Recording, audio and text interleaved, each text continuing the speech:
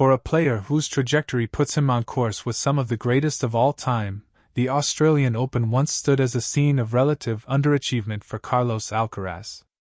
After becoming a two-time champion at Wimbledon, Roland Garros, and the US Open by the age of 22, Alcaraz had yet to advance past the semifinals in Melbourne in 4 previous attempts. At the start of his latest bid, he declared winning the Australian Open, a title that would also complete a historic career Grand Slam, as his main goal for the year. The world number 1 moved a step closer to accomplishing that with a 7-5, 6-2, 6-1 victory over Alex de Minaur, a victory that saw the Spaniard raise his level and break new ground by advancing to his first semi-final at this tournament. After quarter-final defeats to Alexander Zverev in 2024 and Novak Djokovic last year, Alcaraz becomes the third youngest man in the Open era to reach at least the semi-finals of all 4 majors, after Djokovic and Rafael Nadal.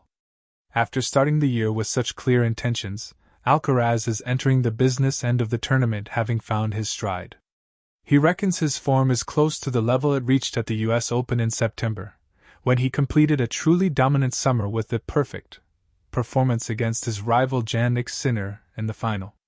Like he was in New York, Alcaraz has been locked in from the start. He has marched through the draw without any dips and is yet to drop a set. And in another sign of how mature and consistent a performer the Spaniard has become in the 12 months since he lost his concentration in a distracted performance against Djokovic, Alcaraz said the key to his run in Melbourne has been how he has built through the tournament. "This is my first official tournament of the year, but for me sometimes I'm not that patient," he said. "In the first match, I just really want to play at my best level. This is almost impossible. You have to get the rhythm of the competition again. I left the court in the first round happy with my level, how I just felt on the court. My team told me, be patient. Your level, the level you want to play is going to come for sure. You've got to just keep trying, keep pushing yourself, and you will get where you want to be. I think it's been a great work so far of patience, of trying, of pushing yourself, and just I'm happy to see where my level is right now." For de Minaur, who carried Australia's hopes once again into the quarterfinals, the 6th seed was left to deal with running into an opponent who was too strong. Alcaraz came out of the blocks to hit 8 winners in 3 games. De Minaur deserved credit for matching Alcaraz and making the first set as competitive as it was, but the top seed was unrelenting once he broke clear and sucked the life out of his opponent's challenge. "When I played him in the exhibition just before the tournament, I thought his level was freakishly good," de Minaur said. "Tonight was pretty similar. I do think he's playing at a very high level. Ultimately, he's number 1 in the world for a reason." Alcaraz will have the chance to show how far he has come when he faces Zverev in the semi-finals on Friday.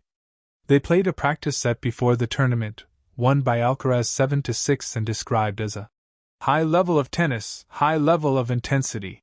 But their head-to-head on the tour stands at 6 wins each.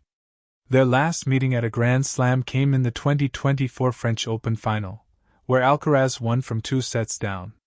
Before then, Zverev also jumped into a commanding 2-set lead in the Australian Open quarterfinal, before holding off the Spaniard's charge late into the night. The version Alcaraz that is now through to the semi-finals is not offering those same opportunities.